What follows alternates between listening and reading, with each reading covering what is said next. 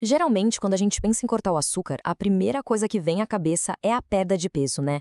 Ou talvez dar um gás na energia do dia a dia. Mas na nossa análise de hoje, a gente vai dar um mergulho direto na biologia oculta do nosso corpo. A ideia é descobrir exatamente o que acontece com aqueles grandes filtros humanos, os nossos rins, quando a gente finalmente tira o excesso de glicose da rotina. Então, sem muita enrolação, vamos entender a fundo essa transformação fantástica que rola na saúde renal. E, para estruturar a nossa conversa, a nossa agenda passa por 5 pontos essenciais. Primeiro, a crise da pressão de filtração. Depois, a relação entre o açúcar e a pressão arterial. Em seguida, a conexão com as famosas pedras nos rins. O quarto ponto é como reverter a inflamação celular. E, por fim, a linha do tempo exato de cura ao longo de 30 dias. Bom, para entender de verdade o tamanho desse trabalho, basta olhar para esse número. 190 litros. Isso mesmo. Esse é o volume absurdo de sangue que os guarda-costas silenciosos do nosso corpo filtram todo santo dia. Isso antes mesmo do açúcar entrar na jogada. É um maquinário que precisa operar em uma harmonia perfeita. Só que tem um lado um pouco assustador aí. Não existem sinais de alerta logo de cara quando o sistema começa a falhar. Na verdade, a gente pode perder até 70% dessa função biológica antes de notar qualquer sintoma.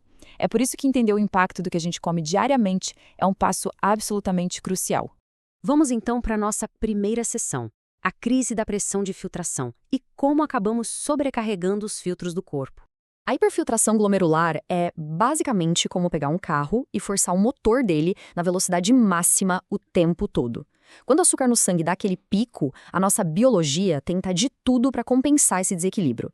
No primeiro momento, pode até parecer que o corpo está trabalhando melhor ou sendo mais eficiente, mas a realidade é que esses órgãos estão fazendo hora extra contínua. Dia após dia, essa pressão que não dá trégua começa a desgastar toda a integridade estrutural interna. E é um estresse muito profundo e super silencioso. Podemos fazer uma analogia com um filtro de café. Se a gente passar só água por ele, os néfrons, que são aquelas estruturas microscópicas e super delicadas dos nossos rins, trabalham tranquilamente, sem problemas. Mas basta adicionar um xarope bem denso e pegajoso, que é o que acontece com a sobrecarga de glicose, e o sistema simplesmente não aguenta. Ele se rompe e entope rapidinho. Os pesquisadores já deixaram bem claro que consumir quantidades altas de açúcar adicionado aumenta e muito o risco de doenças renais crônicas. O pior é que esse acúmulo de danos perigosos pode começar décadas antes de qualquer sinal de alerta na saúde geral.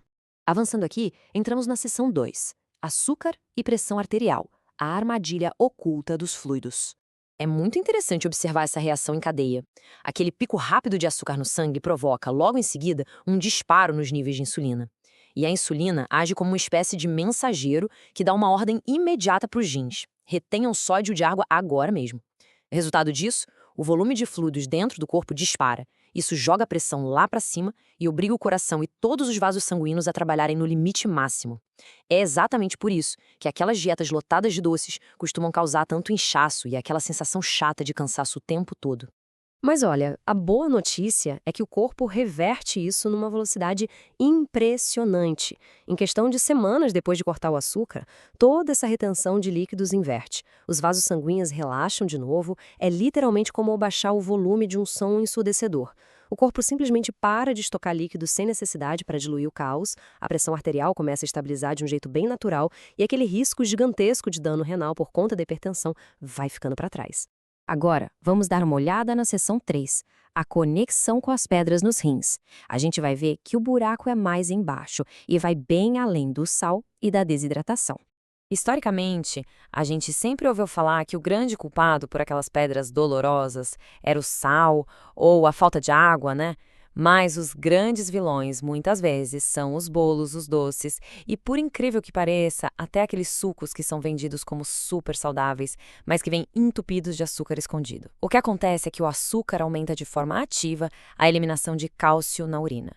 Então, quanto mais glicose entra no nosso sistema, mais cálcio é descartado e acaba se acumulando lá no trato urinário. É aí que se formam aqueles cristais duros, pontiagudos e extremamente perigosos. A real é que uma disciplina de apenas 30 dias já é capaz de poupar anos de uma dor agonizante. Quando a gente corta esses picos de insulina gerados pelo consumo desenfreado de doces, a nossa química interna simplesmente entra nos eixos de novo.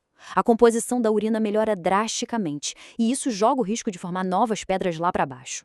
Pensa bem, é uma troca que vale muito a pena. deixar de lado um prazer momentâneo para garantir que a gente passe bem longe de um dos episódios médicos mais insuportáveis que existem. Chegamos então à seção 4, revertendo a inflamação celular, a nossa famosa ferrugem silenciosa.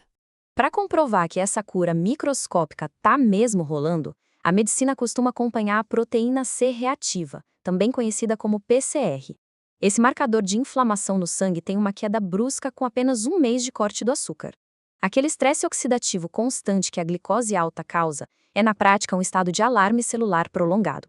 Quando esse estresse finalmente cessa e a PCR despenca, a gente tem a prova inegável de que as lesões nos tecidos estão parando. Isso reduz o vazamento de proteínas e já fortalece na hora aquela barreira vital de filtração. Uma analogia muito boa propõe o seguinte: imagina a inflamação como ferrugem corroendo o metal de forma implacável. Tirar o açúcar da jogada funciona como um poderoso agente anticorrosivo.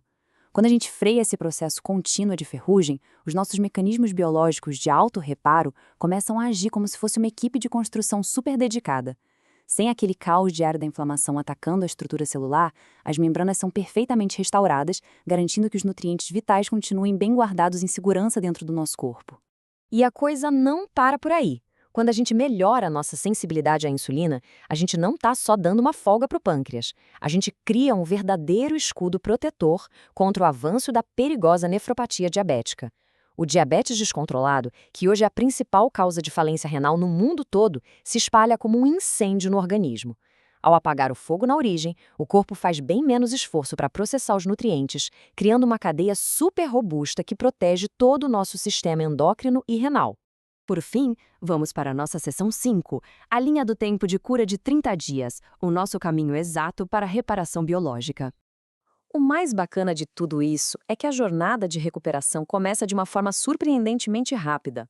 Logo nas primeiras 72 horas, enquanto o cérebro ainda está ali brigando com a abstinência e pedindo por aquele combustível rápido, a pressão sobre o nosso sistema interno de filtração já cai de forma instantânea, dá um alívio imediato. Em questão de semanas, o corpo ajusta o ritmo, a pressão arterial despenca de verdade e a urina clareia. E quando a marca de 30 dias é atingida, os exames laboratoriais atestam uma vitória biológica impressionante. A inflamação cede visivelmente e a barreira de proteção volta a ficar forte e impenetrável contra o vazamento de proteínas. E os benefícios acabam se espalhando para o resto do corpo como uma onda. Uma função renal estabilizada traz vantagens que vão muito além das próprias estruturas internas. Quando aquela neblina da inflamação se dissipa de uma vez por todas, a química do corpo entra em total harmonia. E o resultado salta aos olhos. A pele fica visivelmente mais limpa, aquelas dores de cabeça chatas e recorrentes somem quase como mágica e a energia se estabiliza de um jeito incrível, durando o dia todo sem aqueles apagões no meio da tarde.